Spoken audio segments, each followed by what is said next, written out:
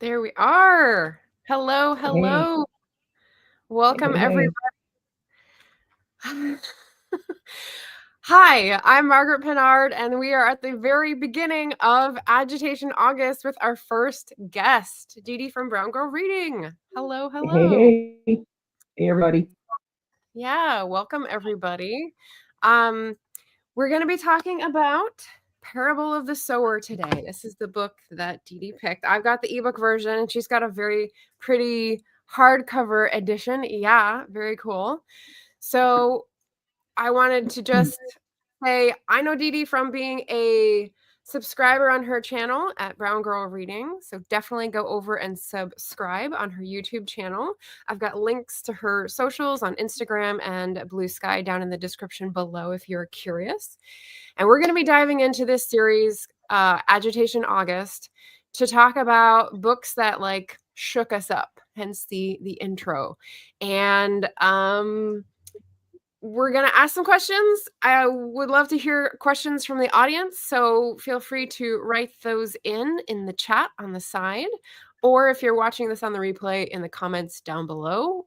I will definitely come back to take a look. And for today, I've started us out with a poll question, and it's pinned in the chat. So if you're curious about that, I'm going to try to do that for most of our discussions. So, Didi, I know you've got a great book club. I know you've got a Friday Reads. Your lives are off the hook. Like, really fun to chat about the books that you're reading. Tell us a little bit about your channel and what you love to read. Okay, well, firstly, I just want to thank you for inviting me on because it's very sweet of you to invite me on to talk books with you. I have been on YouTube way too long, like way too long. My fave books to read are literary fiction. I do also like historical fiction. Of course, books by Black authors are something that I plug heavily and strongly because I think we Mhm. need it. We need more people to read books by Black authors.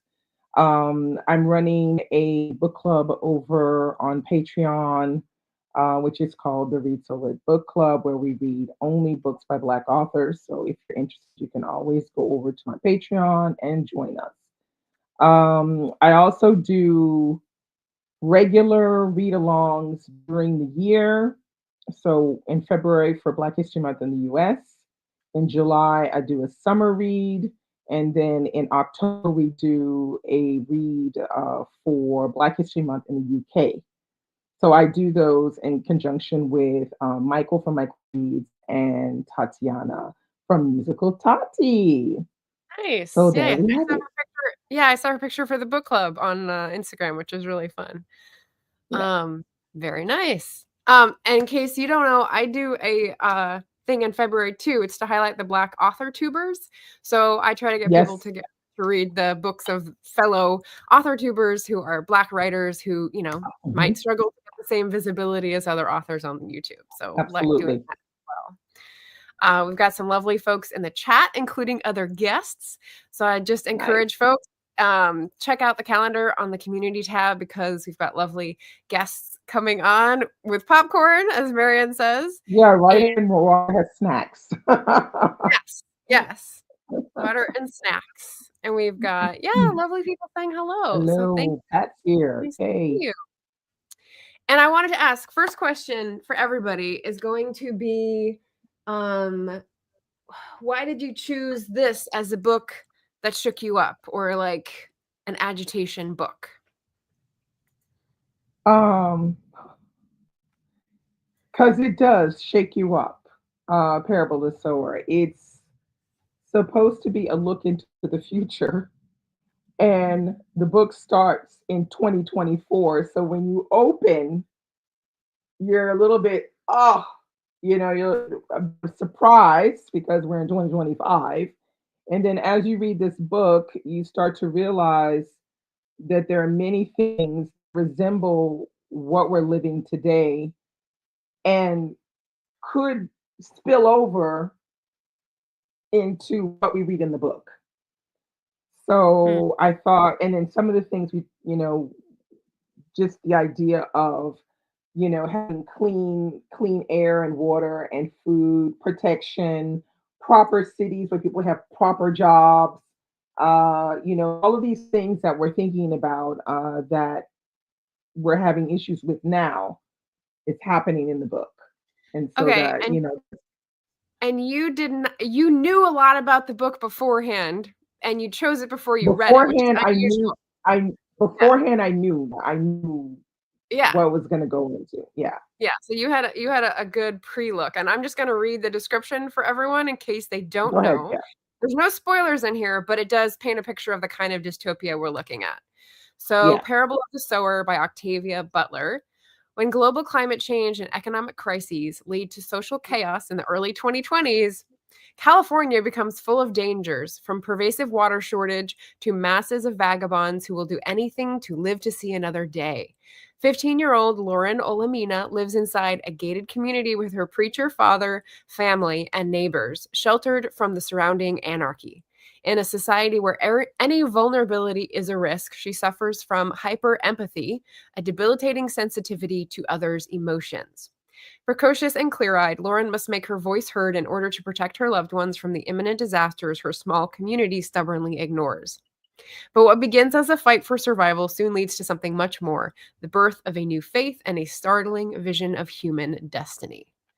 It was so good, y'all. It was a 5-star for me. I was It's a like, oh five my star for God, me why did I too. wait so long? Oh 5 my stars God. for me. Octavia E. Butler very rarely disappoints. But this Yes, one and this is is my first definitely a 5 Octavia star. Butler. So you've read many of hers, and you were giving me a bit of a rundown about like which Mm, ones you liked and yeah. like best, let's say. But yeah, this is my first one, so I definitely want to follow up with Kindred You and picked a like great one for your first one. You picked a yeah, great one. yeah.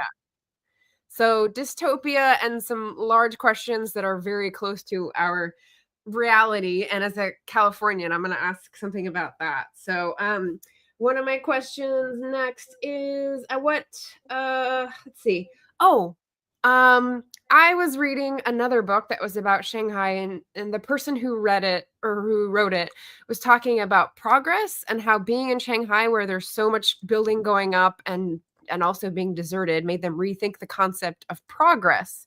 So when I was thinking Mhm. about this book, it's the same for change, because I think Yep. she does a really she does a lot of heavy lifting with change as one of her themes.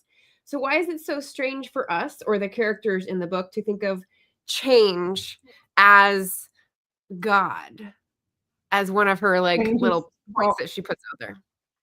I think also, okay, one of the main problems I think for people to imagine God as change is because everyone is steeped in a religion that they already know.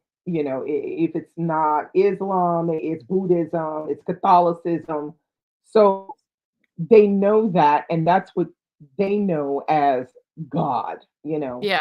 So it's this person or entity that is, dealing this, you're rewarded, oh, you're cursed or whatever it is. And that the way Lauren thinks of God is of change. So the capacity for humans to adapt, because being able to adapt is the thing that helps us grow. It's what she's thinking of as God. But everybody else is thinking that what she thinks of God is a bit simplistic. Mm, Through the entire book, I was like, a little bit simplistic. Like, what are you yeah. Yeah. talking about? Kind of Right. thing. But she's not wrong, I feel like, in the long run. And as they progress through the book, realize that adapting is suddenly it's a daily thing.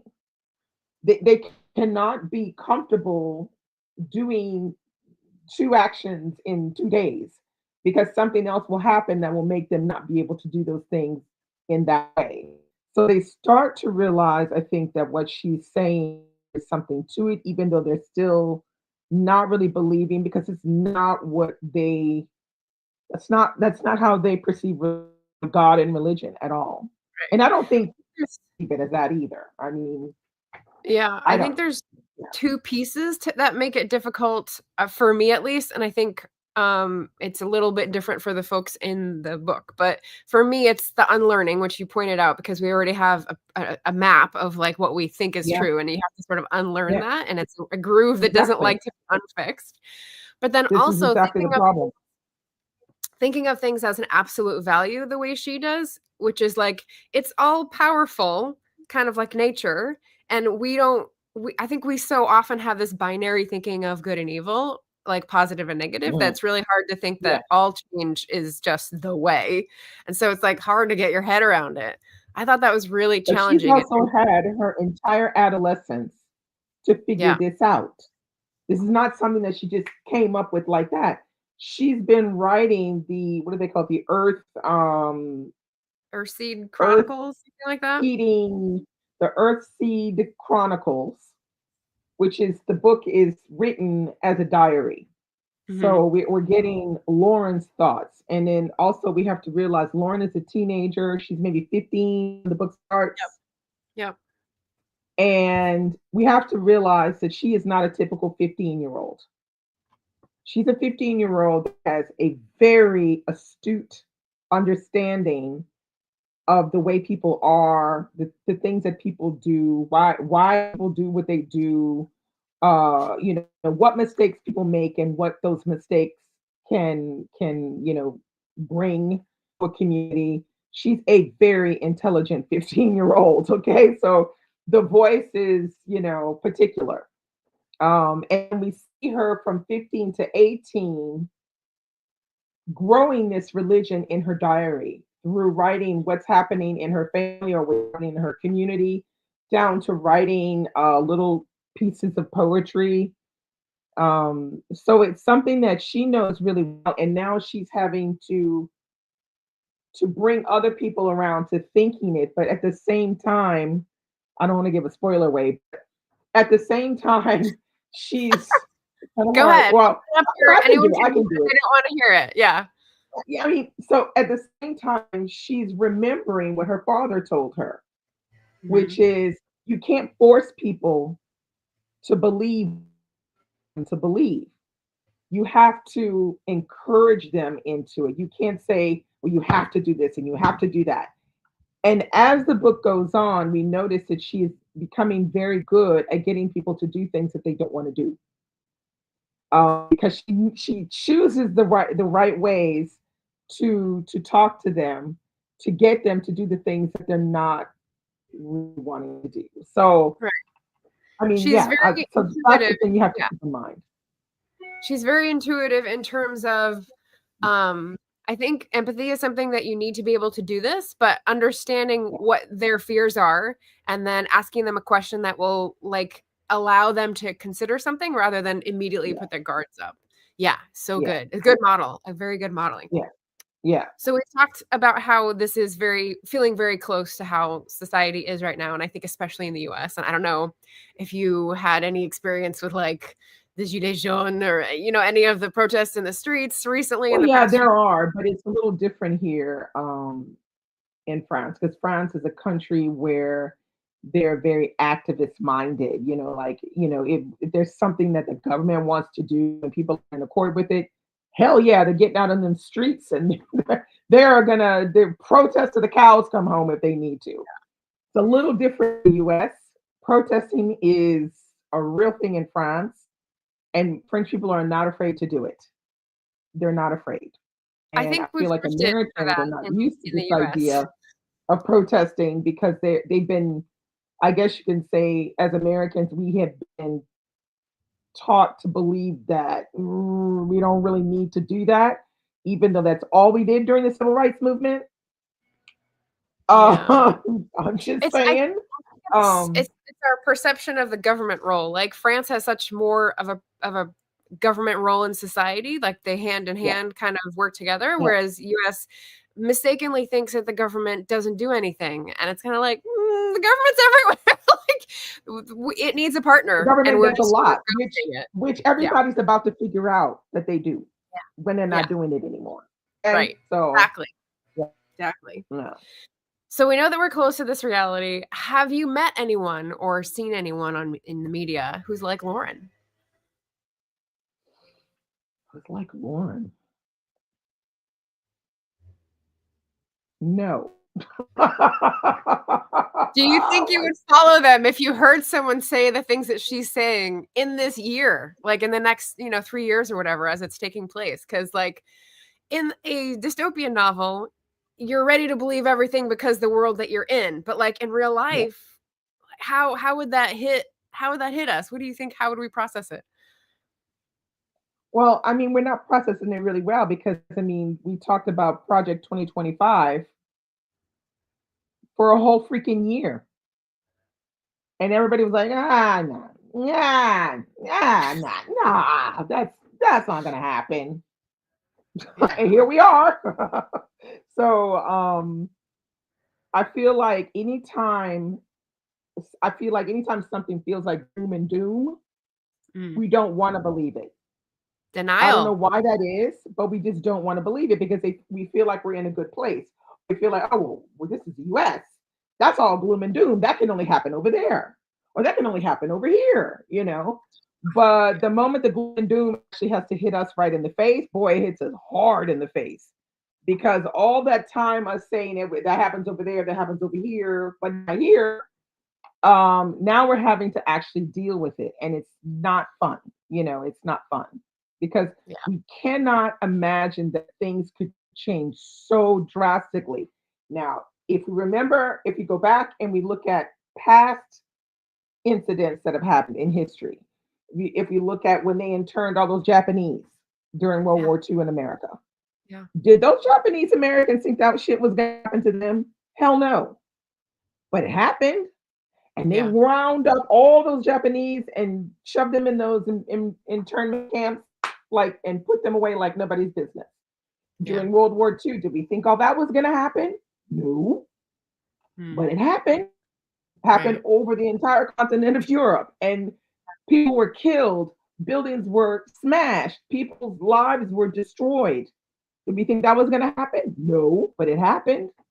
So I It's don't like we understand don't. why in 2025 we think these things are not going to happen. They can't Right. happen. Or, Right. oh, it already happened. It's not People going to happen. people who don't believe in magic, and it's like, what has as much power as magic? Denial. Like, it's just Yeah, exactly. it didn't happen, That's what right? it Yeah. is. Revisionism. It's a certain sense of denial, is what it is, and it's out of the fact that we feel like we're living well at the moment. Oh, my life is fine now. Right, You right. know, so no, Imagination. this can't happen. My life is fine. We're fine. We're the number one country in the world. That can't happen. Okay, Yeah, you yeah. know. Like I said, I'm building a train alongside so that we can jump off the runaway train that we're on, just saying. Oh Um my God. So one of the books that I brought up, so you haven't read this, but I thought it was a really good comparison book to Parable of the Sower. If anyone has read Dry by Neil Schusterman, it's also Yeah, set in California. It's also set very near term dystopia. yeah, The water taps are turned off because of the Colorado River compact and the yeah, drought, and people just go nuts. And you have to survive, and there's some preppers, and there's some unlikely alliances, and it's very exciting, but also I think I was like vibrating with tension reading that book because it felt so real. So yeah. Parable is so similar feeling of like, oh God, I could see this happening. And would I go to the 101? Would I, like I know where those places are where she's talking about. So I was like, oh, Exactly. yeah. So wait, so how did you feel being that you live in California? I actually live in So how Oregon did now, but you I grew up feel in California. how did Um, you feel about the book being that you know California? it felt very real to me. Like Southern Mhm. California, the neighborhoods dividing off, the walls going up, the Yeah. people protecting Yeah. their own, saying that, oh, that doesn't happen over here. We're safe. Going to a national park, like, Mhm. yeah, the desal or machines that Yes. played a part in Dry as Yeah. well. All of it felt very real. So that's why I checked the dates and I Yeah. was like, wow, 2025. She's right in our timeline. It's She had amazing. her finger on the pulse. Yeah. She knew. She knew, Octavia. Yeah, She it's knew. pretty incredible. It's very, very cool. Yeah. So So also with Dry, one of the other ones I was reading alongside this was East of Eden. So East of Eden, Yes. I know you're a Steinbeck fan, yeah? Yes, that's one of my Yeah. all-time favorite books is East of Eden. Okay, so that also happens in California. And one of my questions was, have you read books set in places where you've lived, and did it hit different? Like, because for me, like, it obviously heightened my tension level knowing where they were going and everything. Have you read anything that was like, oh, extra intense because it I'm was from New Orleans, so I'm trying to think, or even just in books that are set in Louisiana, but I can't think of. The only one I can think of is it's a graphic novel called, I think it's called Dark Rain. And it's about some guys that are trying to rob a bank in the middle of Katrina. okay? And yeah, they're trying to rob a bank in the middle of Katrina. But it's a little bit the story's a bit complicated, but reading the graphic novel and having it really like focus on bank robbery while you have all the other stuff going around on the outside is yeah, it makes me think of, what people had to go through in Katrina, and this idea of people having to wait hours and days, to get help and like that. And that's very it makes me sad, and it makes me feel horrible. I think that had to happen like that, because it didn't need to happen. There were so many things that could have been done for that not to happen. And so Yeah, that yeah, that makes me angry and makes me really sad. So I would say that book is the one that I can think of that makes me think of something, from where I'm from. yeah. Yeah. Dark Good example. Rain by Matt Johnson. Okay, good example. So I have another point to make about all these different books colliding, but this is Mhm. where I'm going to stop and say, hey, do you have a special word that you love that might illustrate a beautiful concept that you want to share with us for the bingo cards? My word is serendipity. So that's the word because that's the thing that keeps us going. There's a little moment of serendipity that can happen in moments when we least expect it, which help us, go on when we feel like if things are lost, or we're being very negative about things or negative about what's going on in our lives. When the serendipity moment happens, it's just everything. It's everything if it can happen. Yeah. It's like coincidence, but it's also like a little extra element involved in it. Yep. And I have co-opted this term to combine it with books to call it biblioserendipity. So I'm making a map Okay. for the Biblical book, serendipity. and I'm connecting all the books that I'm reading in different ways because Oh, they're very all nice. I like this idea. together. So I love doing that because I'm reading all the books for this project at once. They're kind of like, oh, there's this from the Shanghai book, and there's this from the gentrification book, and there's this, and I love it. So Yeah. serendipity Yeah. and Leo serendipity, I like it. That's a great idea. Yeah. Okay, so what about Butler's message on empathy? Should I put the spoiler thing up for this? Yeah, you might need to because All there right. is a main. So mute if you need to. We're going to do a little bit about empathy and the specific way that she shows it in the book. So my question is, what do we think she's saying about empathy? So Lauren has this like what's termed a disability in the book because it's a Yeah, sensitivity to because others' her mother pain. took a drug Yeah. which gave her this syndrome. Yes. And it Yeah. makes her feel the pain of others that she sees. So if she can see someone in pain, she feels the pain that they are feeling. So it's like hyper empathy, and that's what they call it, but it's also Yeah, physical hyperactivity. in the book. I So feel do we like that I feel like she does a good job with that is it a strength? Is it a because, weakness depending on who has it? How well, I really don't think it's a strength. I really think it's a weakness to a certain extent because imagine anytime someone is feeling something, whether it be good or bad, you have to feel it too. So you can no longer detach yourself. Like if you're in the presence of someone that's been shot and fatally shot and they're dying, you feel Yeah. like they're dying. Right. If you're in the presence of two people that are making love, you feel that. Well, that might not be so bad, feeling somebody else make love, but feeling someone dying, I feel Yeah. like what a Yeah. horrible thing to have to, have to go through, or having somebody, break a bone or But she do anything. copes with it. She sort of She like does. She feels. realizes it's a weakness, plans for it, adapts so that, okay, if I'm gonna fall down here and black out, I have someone covering me or like this Yeah, gun over here. exactly. Yeah. But I Yeah. feel like she did it like that, Octavia Butler, to put emphasis on the idea that empathy is something that we are lacking in Mm, general. We're lacking it. And I so, like in that. order to show that, she gives Lauren this capacity to feel it all the Yeah. time. Anytime she's near someone, she's gonna feel it, and it's extreme. Yeah. It's extreme for a reason to show us how the opposite, the fact Right. that we're lacking, is also extreme. Right. That we Right. could That's be good. more empathetic than we Yeah. should, than we actually are, kind of thing. I think I it's like kind of brilliant idea. I like that. Okay. Yeah. Excellent. Let's see. What about okay, so here's the communications and trust question. So this I can take this down, I think. Because we can talk in general terms here. So this dystopia has lost its communications network. So like internet is down. Mhm, Um, mhm. and trust is very hard earned. You've got, Yeah. you're not of people that you trust. How do you feel about trust among people with and without tech or the internet? Does it make it harder? Does it enhance it if you don't have it? What's the arrow directions for those relationships, do you think? Well, the thing is relationships that develop online, the cues are different.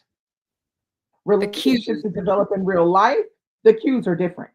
Right, right. So, I mean, I feel like, perfect example that all in, this book, portion of the internet. So we all have our cues, can take cues from each other. Is this person really the way they really are, or are they faking it? Kind of thing. Yeah, You get cues and kind of know.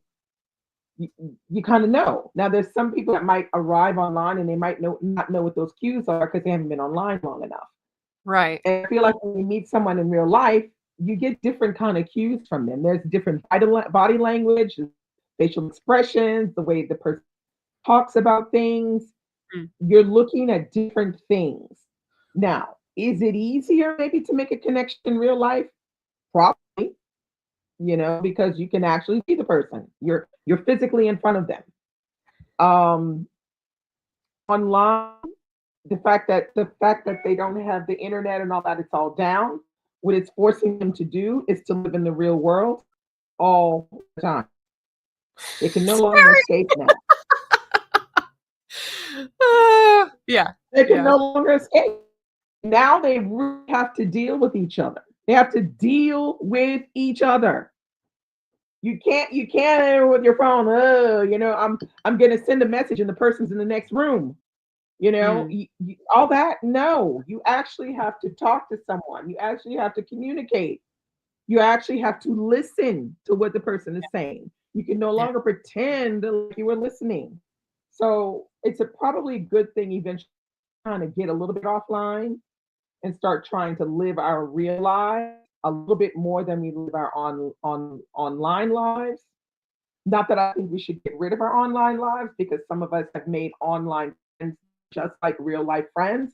It's just that yeah, we're on four corners of the earth, kind of thing. right. But I feel like something definitely different about communicating with people in real life. There's Yeah. something different It's about a it. skill, and I think it's atrophied in some of us. Oh, So, for I'm sure, working on it.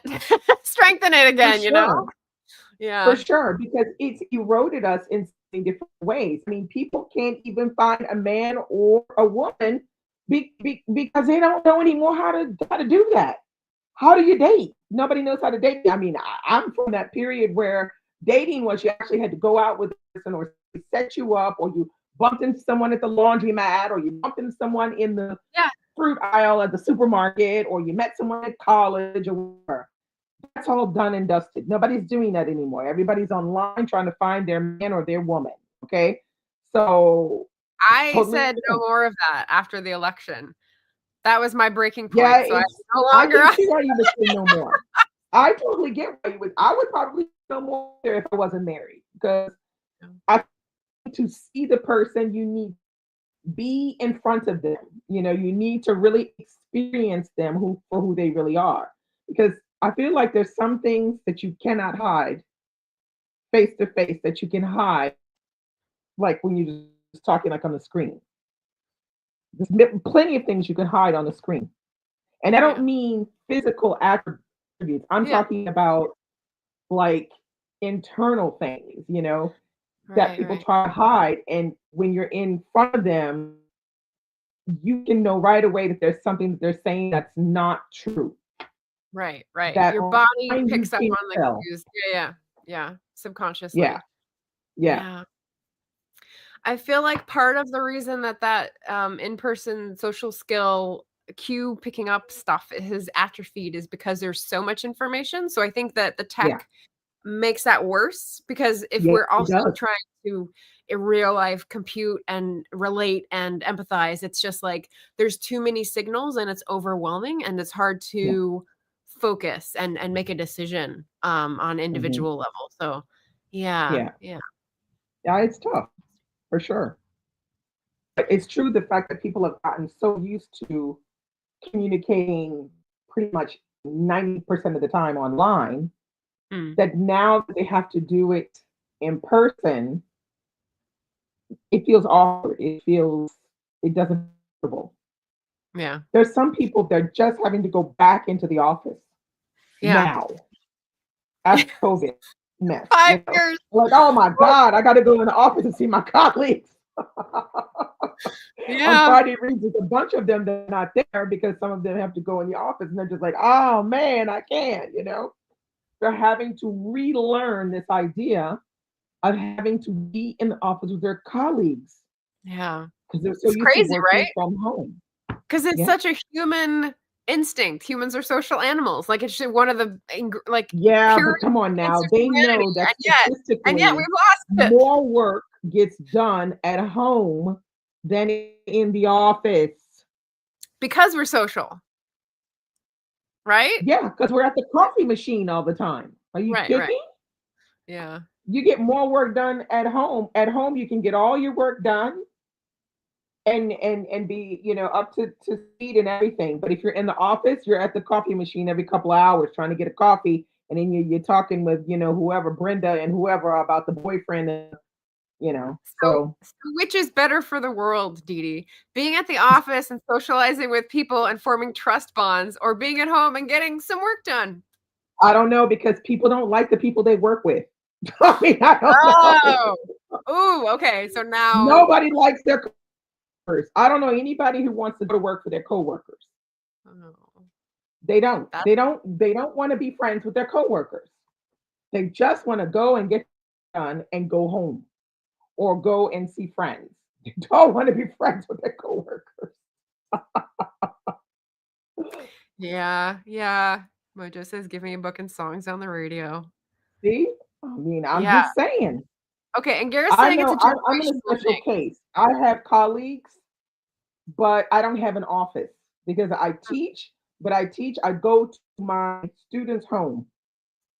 So Mm, I don't have to go work in an office with colleagues. If I see my colleagues, it's because we see each other, for drinks or lunch or something like yeah. that. But I don't have to be in the office with them. And so I appreciate my colleagues. You see?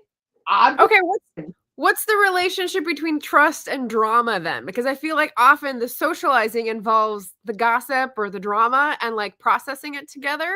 So does that enhance trust, or is that well, just a trust and side drama are channel? probably about the same thing. because I don't think people trust their colleagues other than to work with them. They Mm. work with them. They don't want to be friends with them. They don't want to do potlucks with them. They go to work, they do their job, and they just want to go home. Just want to Stay go there. home. So that to me sounds like compartmentalization. So like modern society Probably, requires that job things stay with the job compartment, and probably, pleasure but that's what outside works the box. best. I mean, I feel like that's what works best. That's what I've always heard, what I've always felt is that people are not necessarily prepared to have to do anything other than work with their colleagues. They don't want to be their friends. They don't want to do potlucks. They Hmm. just want to go to work and then go home. The So what drama about could your be point drama. about job Could be satisfaction drama in being the who your office. colleagues are? What about that point? What about what? If colleagues what?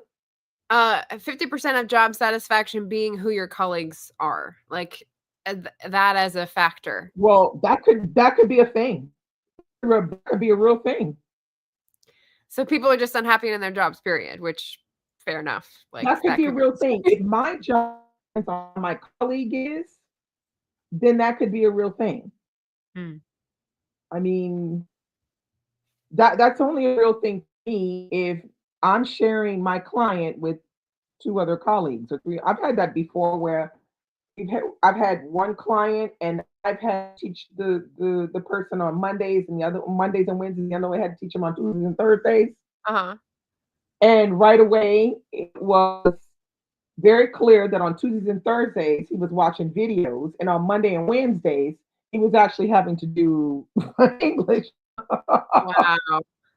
So then when I had to do another client like that, I said, I don't know if I want to work with this person because this person is not lifting up my work. This person is tearing my work down. I'm doing the work on Monday, and here he come on Tuesday, he's tearing my work down, and I'm having to build it up on Wednesday, and he's tearing it back down on Thursday.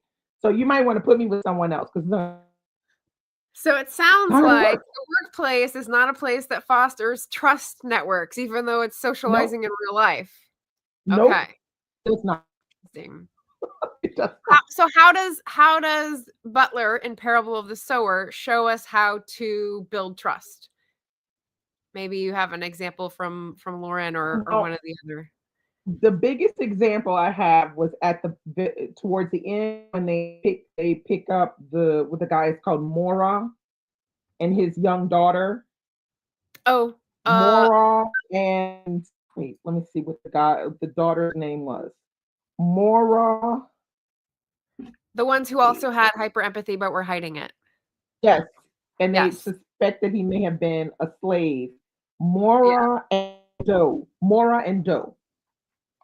So Mora and Doe in the beginning when they kind of when they run into them, Mora is very standoffish.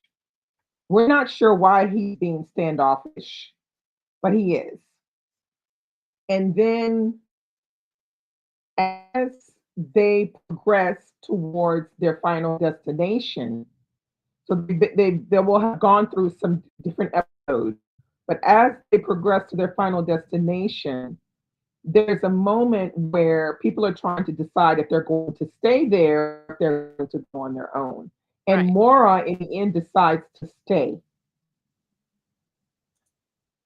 That's when, because there had many moments where they had been headbutting a little bit between Mora and Warren, because Mora wasn't thinking enough of Lauren, but Lauren waited for him to trust her.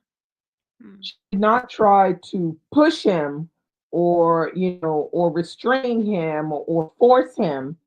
She allowed him time to come around. Mm. And she realized that he was also a sharer. That made her, I guess, be even more patient of him, where even the other people were a little bit impatient with Mora. Because Mora still really standoffish with the other people in the group. So Right. I think being patient is a big way of trying to get someone to come around to your way of thinking. Um, when they disagree with what you want. It's never a great idea to barge in and go, head on, and no, and that kind of thing, because it usually doesn't work in your favor. It usually is going to go against you. That person's just going to then up against you, and then you're just going to be head butting it the whole way, Right. and be uncomfortable. And she waits for him. She's patient. She definitely listened to her dad. Yeah, she had a good Definitely listened to her dad. formational education and sort of Yeah, approach to life with her dad setting her up yeah, for yeah, success. Yeah. Yeah. sure. Okay, so I asked if you know anyone like Lauren. If Lauren came into a dystopia situation like today, would she be someone you would follow or trust or in some way interact with or think was an important person to track? You know, I want to interact with her because then she might make me see some positive moments in these very dark moments. So Because you I feel would? like I think I would, yeah, I'd be willing to hear her out, to hear what she has to say. Because if she could make me think of something positive amongst all the horrible things that are going on at the moment, I mean, I would be kind of grateful if she could kind of do that. I don't know if she would actually really make it, Yeah. but I would definitely give it a go, because I feel like that's what we need. We need some kind of positivity, or somewhere, another way of thinking of how we can resolve the issues we're having. Because if we keep thinking negative, negative, negative, and just being angry and frustrated and exhausted every day, it's not gonna be getting any good ideas from that. Right. It's not going to lead I think, anywhere. yeah, yeah. Yeah. Yeah. So yeah. Interesting. And so Mm, that speaks to needing someone who thinks differently because that's someone who is finding a different way to look at the world. We're all looking at the same world. No matter yeah, which, news silo we're in, we're all living in the same world. So someone who can reframe things or see things differently or yeah. ask a question that makes you switch off that Think different. voice Yeah, for a little bit. Yeah. yeah. Well, the I thing like is, I feel like people are often in two camps. They're either positive or they're a little bit negative. mm. And then there's those people that are in the middle. They're neither nor. I feel like They're I the fall denial. into There's the the denial latter group. camp. So I fall in the negative camp for sure. Yeah, that's just how I am. That's particularly. I think I got to a certain age and I just became more like that. Like, Yeah. super Yeah. negative. Like, come on. I've been living on this planet, 57 years. It's like, wait, what? You know, that's not gonna work. That's not gonna work. You kind of, yeah, it's kind of a little negative, negative nanny, a little bit. So a good Lauren in my life could be a good thing. If I could find a Lauren Yeah. in my life, that would be a good thing. Yeah. Yeah. Yeah, Um, yeah, Marion agrees. Exhaust is a fairly global setting. tell me about it. Yeah. And we Totally exhausted. don't know what would be like if we lost our rights and access to food and shelter. True. Like our behavior would change and we don't know what we'd actually turn into We would when you're turn into like, what we see in the book, with people, you know, but there's desperately a trying to spectrum cling in to the book. life any way you can. I mean, look at all the people that need medication. Like, I'd probably die right out the gate, an asthmatic, so I can't live without medication Mm. unless I'm living in a place where it's totally dry. But if that happened in Normandy, my ass would be dead within a week because I don't have medication. I would just die Yeah, yeah. because I can't breathe. So Yeah. that's the kind of thing you have to think about. Think about people that are sick, people that are old, people that have broken bones, people that are mentally impaired and need someone to take care of them. Just so many things that you have to think about. Where are you going to live? Where are you going to get water from? Do you know how to make a fire, out in the open? Do you know Mm. how to use a gun? Do you know how to use a knife? These are things that we're not thinking about because we live in the city and we're like, I'm not, doing the wilderness stuff. I'm not, somebody that's trying to survive, survival techniques and stuff. That's what we would be drawn to though. Yeah. That's what would happen if everything shut down and we didn't have. But what was interesting in this book is how important money still was. Yeah. That to Yeah. me was mind blowing. Mind blowing. People with rolled up cash stuffed in their socks Yeah. and in their lower pants and all this play and thousands of dollars in some case. Yeah. But yet they don't Inflation. have the internet. They don't have proper electricity. Running water is a problem. They don't have no Yeah. It's food. for water Like, and money and is this still important. and those stores that are still preserved as like Costco's for the Yeah, very, very privileged, and you're just like, wow, the to me, inequality. We didn't all that go was down the one US. road. That was the US straight up. That's the only place where money could still be important. And you don't even have water. You don't have proper air. You don't have food. People are cannibalizing each other Yeah. and burning each other Yeah. up. Trigger warning. Trigger warning. But yet money is still important. That could only Yeah. be the US. That Yeah. could only be the And US. it's not credit, right? I didn't see anyone using credit. There's no swiping Credit? No, they system, wanted cash. electric system. It's all cash. They Yeah. wanted Which is cash. interesting. Interesting. That was crazy. Mad crazy, Matt. Yeah. Um, yeah, extreme situations bring out the best and worst. Yeah, True. Virtues of yeah. books is here. Hey, Didi. Yeah, Cat Paw says, I think about that whenever I see preppers, they have enough food for 4 months. Uh, no point to that unless you're prepared to kill to protect that when people know you do and try to break in. Yeah. It's like Yeah. there's no survival without cooperation. So I don't know what you think you're Nope. doing. Nope. Don't build an island. Nope. Okay, so getting back to my final question here, where is the hope in this novel and how can you relate it back to the real world? Please. Please, Miss girl. Butler, give us hope in the novel. Yeah. I don't know. I feel like Lauren is still central piece in the hope in the book, particularly for those people in their community that's growing as they arrive in their final destination. I think she's the hope. Um, how do I relate that to now for today for us? Yeah, I since think we're we're close. missing, I think we're missing some people. Yeah. Yeah.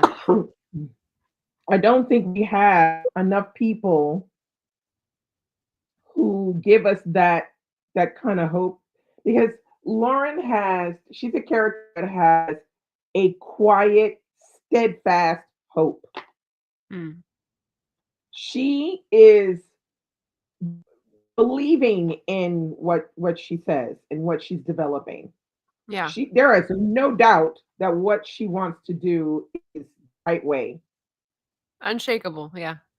She's unshakable, and that right there is key to giving people because it gives people comfort. It gives people, and it's like you're laying on a comfy mattress. Otherwise she is the mattress. If you take the mattress off, you are sitting with springs up your back and everything. That's not Yeah. comfortable. And that's what she is. She is comfortable and she's steadfast in her beliefs. We don't have that today. Mm. We really don't have that. And I don't even think it's possible to find it in one person. I think we have to find it in many different people. We have to find it maybe in our community. Each of our communities, we have to look around and see if we can find people who do that for us. I mean, otherwise, yeah, I mean, it's not going to be one soul, one person. I mean, there's Right. going to be many people in many different places. Yeah. Yeah. And I think one of the takeaways for me from Lauren's steadfastness is that the strength that she has is not only the wisdom and, approach that she has to life, but also that she trusts it. Like, she had Yeah, this, "What is this that I'm feeling? What is this truth that I'm uncovering? It's so she weird. does. Why is it coming out like this weird poetry in my diary?" But then she just goes with it, and she's like, "Okay, I'm gonna trust that this became obvious, and now it's true. Mhm. Like, and now I'm gonna spread the word." That's really hard for me to do. And I think Mhm. a lot of us become divorced from that. Again, the skill has atrophied to really believe something and be earnest about it Yeah, and yeah, for share it with sure. people. Mm. So that's my poll question. I'm trying to just put up poll Mm. questions to get people thinking Yeah. about stuff for Agitation August. Where do you see earnestness in the world? Because it's such a rare thing. I think a lot of the we can't do anything, there's no policy solutions is because we're this postmodern cynical mob. And I think that earnestness, steadfastness, believing yourself is what we need to get more a hold of more. Um, but I'm just like, where do you see that crop up in the world, if anywhere? And people in the comments can Well, weigh I in. mean, I feel like it pops up every time we try to do something towards saving the environment, towards helping in our community, helping, people that like for example, maybe in the poorest area in your community, they need people to help kids do their homework at school. Mm, Go and volunteer. Help these kids do their homework because they don't have their parents to help them do their homework because their parents are working 60 hours a week, or maybe helping clean up, or doing something in the community towards making your community cleaner, better, safer, nicer, whatever that is. Because I feel like it doesn't start with this really big thing. It starts with little things here and there. Those little things. If everybody did one little thing, I think it would just be so much better, and people would have a better. There would be a lot more positive, towards things, and they might be able to find better solutions for these bigger problems if we yes. start small. Start And I small. think it works from both directions because I think there's a cumulative effect of all the small positive actions, but then Yeah, our ability to trust each other is strengthened because of those small actions, and so then yeah, the network is strengthened. So yeah, it's a theory. definitely, Yeah, we just need to put it in practice more, especially me. definitely. So I think we all do. I mean, I could do more too. I mean, it can be down to downsizing a little bit your life. It can be down to, like I said, keeping your local park clean or keeping, helping people, with kids who need to learn how to read better or need to help someone do their homework or it could be anything, yeah, anything that your community needs. They're always asking people to help volunteer and things like that. So yeah, all that adds up. It all yeah, adds up in the yes. long run. Yes. So that's a hopeful ending. So I'll end it there. Any other book on the calendar that you love or are excited to read for Agitation August? I'm actually excited to reread 1984 because, yeah, I need that jolt as well. I need that jolt because I haven't had that jolt since high school, so Yeah. that is Woo. one that is definitely on my list to pick up. Oh, the poll answers are in. Excellent. All right. So, we're talking about earnestness in the community and where people find Mhm. it. Jocelyn says it's definitely a rare thing. Gara says, I genuinely see it in some of my colleagues, other teachers and support staff. It's a very positive environment in my college. That's great. Marianne says, I had to check. Earnestness is defined as sincere and intense conviction. I know a lot of people with sincere and intense conviction, not always perhaps in the right things. Yes, this is the Uh, thing. I totally agree with that too. yeah. Kira says he gigs with a lot of earnest activist musicians, so good people in the musician community he's in. Okay, that's cool. Yeah. And then, in the spirit of the meeting, I would say I'm lucky to know a lot of people who are earnest and helpful people. Yeah. Very nice. Yeah. You find your own community. It's a good deal. Yeah, it's important that, and that's what the book brings out. Your community doesn't have to be just your closest friends. Sometimes it can be people that you connect with over something. You Mhm. know, that can be also another way to connect. You know, to get some positivity out. It doesn't just have to be with people you know. It can sometimes be with people that you don't that well. Can be. Mhm. A serendipitous moment, for example. Could be. Could be. I'm gonna Could be. take it. I'm Could gonna be. take that and run with it. Awesome. Well, thank you so much, Didi, for coming on the channel and being my first For guest for having me. Agitation August. I know you're This has going been a lot of to fun. into a long break for your channel for the month of August because you're Yeah, a gonna little do as bit. do. Yeah, But I'm where's gonna have a little break from Friday reads, but you might see a few videos here and there. all right. But I'll be on break from Friday reads until the 29th. Okay, so August 29th, and then we'll be back on your channel, Brown Girl Yeah, Reading and yeah. Read So Lit. Do you know the next book you're gonna be reading for the book club?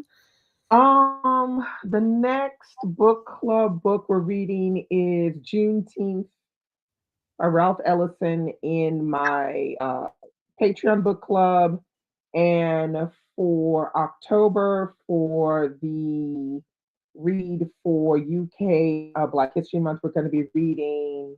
I think it's called Blonde Roots. Oh, I don't know that one.